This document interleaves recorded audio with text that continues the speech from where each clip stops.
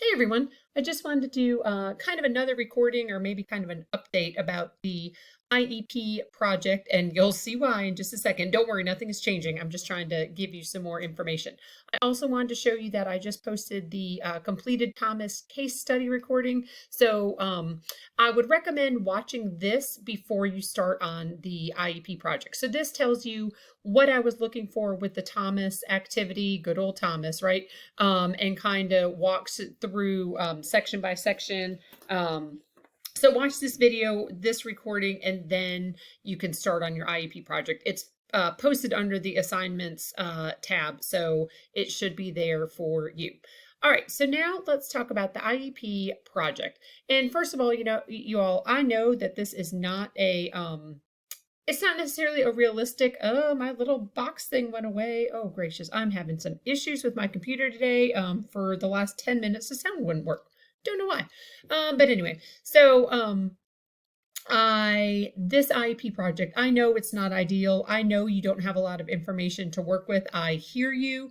My goal for you is just to kind of see what it's like to create an IEP from scratch. So when you're in your own classrooms, you may end up kind of taking over the caseload of someone else who had the students before you or something like that. So then you'll have their old IEPs, you will have their psych reports, you'll have data, you'll have observations, you'll have progress monitoring information. You'll have a lot more than what you have now.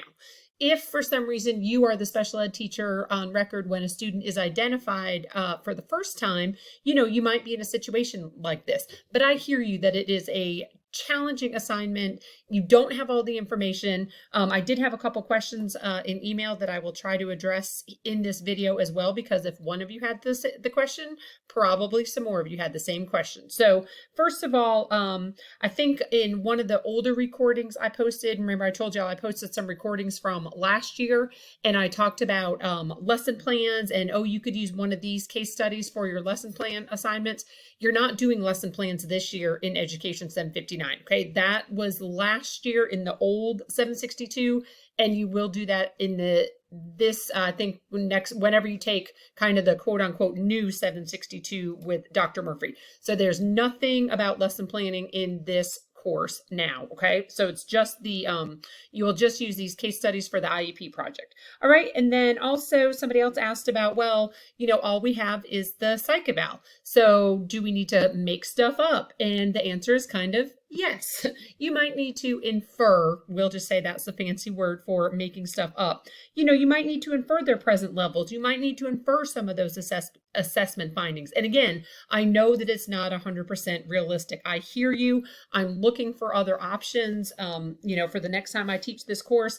But I do, again, just want you to see what it's like to create an IEP from scratch. One other thing that I was asked about, you are certainly welcome to, and kind of even encouraged to, if possible, work with a partner or a small group on this assignment. The small group can be up to 4, maybe 5 people. If you really want to, live crazy and you want 5 people in a group, that is fine. Remember to use the forum on the discussion board, and you all can connect that way. And then, you can Zoom, you can use Teams, whatever you work. You can get together somewhere if some of you live in the same area, but I would strongly recommend trying to find at least a partner or a small group for this assignment, because this is probably the lengthiest assignment that you will have.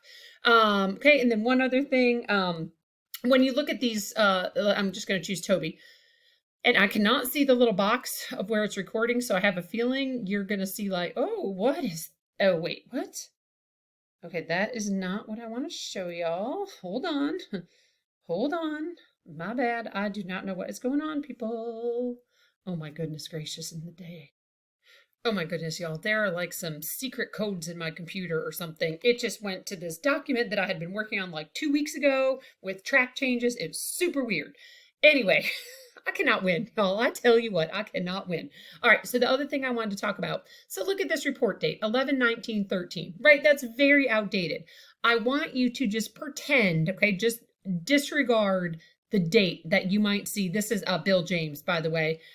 So just disregard this date for Bill James, okay? And just pretend, bear with me, pretend that the psych eval is kind of the most recent psych eval that you have, or that was done on this student. So I would say pretend it took place within the last 11 months or so, okay? So disregard this date. I don't want you to think about, okay, well, he was this age in 2013, so now he's going to be this age in 21. No.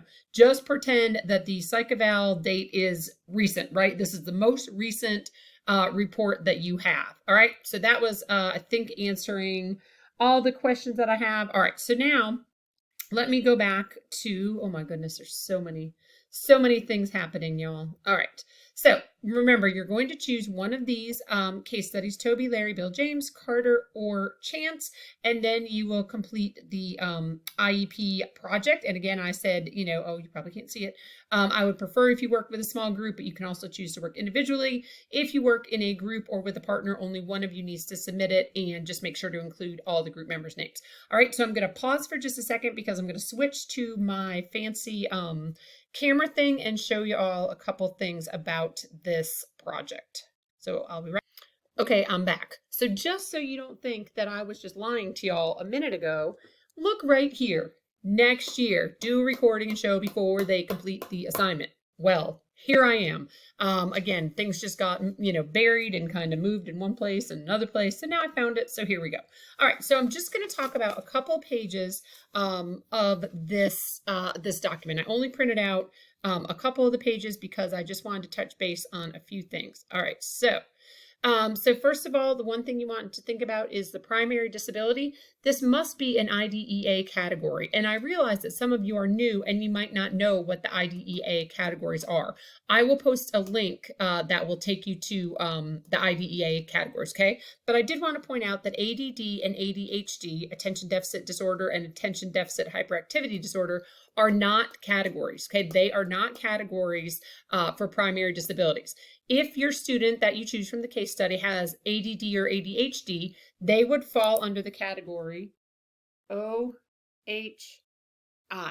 other health impairment, okay? So just keep that in mind. ADD and ADHD are not their own categories, and those disabilities fall under OHI, other health impairments, at least for now. That might change down the road, who knows, but at least for now. All right, so I want to show you kind of the parts that are highlighted, and I printed out page 1 of the IEP template, page 5 and page 8. And I want to show you how they all relate. So again, some of the stuff you might need to make some inferences, okay? That's okay. Do your best. You can make up, if you don't have the address, make it up. If you don't know the actual IEP dates, just make it the date of the assignment, and the ending date would be the next year. Just kind of do your best, okay? Don't stress about this assignment. I know it's not the easiest, but there is a point to it, I promise. All right, so the first thing I want to show you, it's kind of hard, I'm kind of backwards on this, is the percent of time the student spends in regular education environment. I like to say gen ed, but nobody really asks for my opinion, so on the IEP, some of them still say regular ed. All right, so this is 80 to 100%, 40 to 79%. I do not have my glasses, so just bear with me. And then 0 to 39%. This area right here really is really important, and it must match on page 5 and page 8. So on page 5, right here, it says, you'd think I could zoom, but I don't know how to, and sometimes this camera and I don't get along the best, so I'm not even going to try to zoom. Wait, let's see. Nope. All right, so we're just going to deal with it. All right, so right here, where it says specify amount of minutes per week student receives special education services. All right, so this is actually a little backwards than what I just said. Over here on page 1, it's how much time did they spend in the gen ed environment. But over here on page 5, it's how many special ed minutes are they receiving. So typically, if you're a resource teacher or something like that, the student would be in the gen ed classroom probably about 80 to 100% of the time, maybe 40 to 79% depending on their needs. But, kind of a typical, we'll say, resource student spends about 80 to 100% of the time in gen ed. Okay, a student like Thomas, think about little Thomas, right? Second grader, he's on a second grade level, but in 10th grade. He has some significant needs, right? He has a lot going on. So he might only be in gen ed for 0 to 39%. So here, 0 to 39% is the lowest, right? The lowest percentage. But then over here for his minutes, that's going to be high. So this is the amount of time in special education.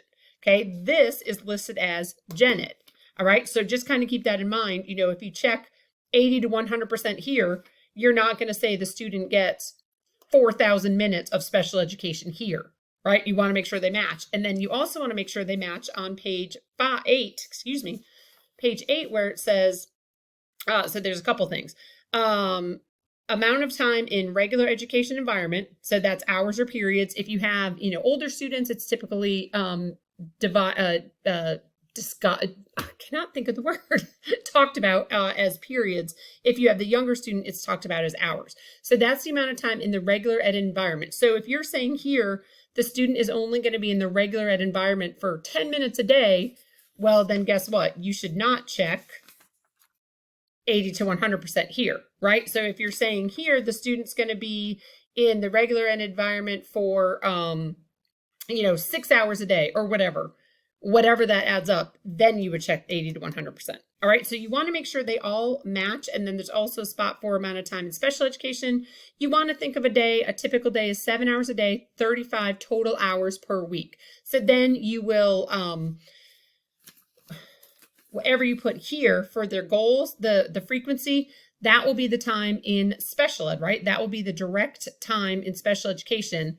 So over here, I know it's a lot of back and forth, you would put the regular ed time, you would subtract the amount of minutes they will get in special education or hours or periods, however you want to do it. You would put that here, and then you would put the gen ed time here, okay? So you want to keep in mind the present levels, right? Present levels of academic and functional performance, that PLAF that we talked about in the textbook, that again, you may need to infer or, make up, we'll just say it that way, from the case study, or from the psych report. You might need to make up some present levels, okay? Your present levels are going to drive your goals. So if you have a present level that says the student's reading comprehension is significantly below grade level, blah, blah, blah, blah, blah, and their math calculation is also significantly below grade level, blah, blah, blah, blah, blah, those are going to be your areas of service for your goals, okay? So you would say reading comprehension, right? That's what I said down here. You would say math calculation, okay? Those should match. Your areas of service should match your goals, all right, that you derive from their real or inferred present levels. All right, so your present levels are going to drive your goals. Your goals are going to drive your special education services over here on page 5. And then the minutes will drive your LRE, your placement. Remember, LRE stands for least restrictive environment. It's not necessarily the same for student A and student B, right? Thomas, his least restrictive environment is going to be a lot more self-contained or a lot more restrictive than somebody who maybe like Toby, I think is one of the case studies that you could choose. Okay, so kind of keep that in mind as well. And then up here, this is where you would explain the extent, if any, which the student will not participate with non-exceptional students in the regular class. So what I don't want to see, I don't want you to check something like science or social studies if you don't talk at all about science or social studies in their present levels. So your present levels are going to drive this section as well. All right, and then the last part that I want to touch on is this placement option. It must match page 1 that we've talked about, right? And I'm running out of time as per normal, people. Page 1, and it must match page 5. Just a quick little aside, over on page 1, transition, if your student is not of transition age, make sure to check no. If your student is of transition age, make sure to check yes, which we know is 14, right? And in some states it's even 13. So you might want to say yes if you have a 13-year-old on the case study and start thinking about some transition. Okay, and so then this, you want to think about, okay, inside the regular class, 80% or more of the day. Well, that would go over here with in the regular ed classroom, 80 to 100% of the day, right? So just make sure page 1, page 5, and page 8, all these highlighted areas, make sure that they match. And I will post these 3 pages as well with the highlights so you can kind of get an idea. If you have an early childhood student, ages 3 to 5, you would fill out this section. Ages 6 to 21, you will fill out that section. All right, I know that was quick, but hopefully that gave you a little more information. And I will post these pieces of paper and then also make sure to check out the Thomas completed case study recording. And remember to work with a friend if you so choose. Thanks.